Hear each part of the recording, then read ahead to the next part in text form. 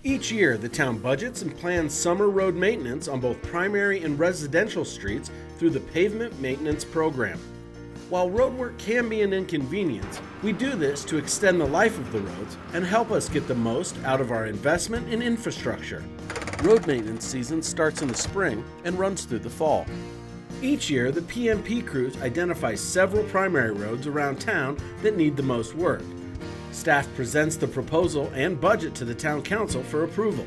As for neighborhoods, to minimize impact and reduce costs, the town annually rotates among 5 different areas.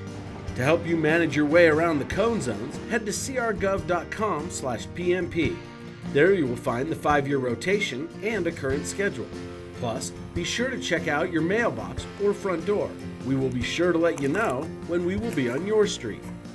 The 2020 season's major work focuses on these primary roads: Factory Shops Boulevard, Valley Drive, Castle Oaks Drive, and Park Street, with major reconstruction on Meadows Boulevard from New Hope Way to Elegant Street and concrete pavement restoration from Elegant Street to North Meadows Drive. As for the maintenance work on residential streets, overlays are scheduled for all of the streets here in blue.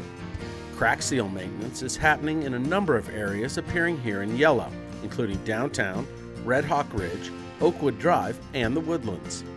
The final type of maintenance is slurry seal.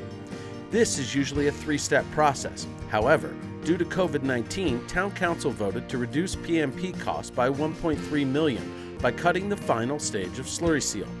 This provided the best cost-saving option while still maximizing the lifespan of the town's roadways.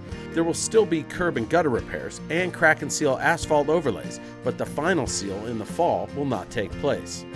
Be sure to watch for a letter and door notice if you are on any of these streets. In all, the town will repair over 120 lane miles this year.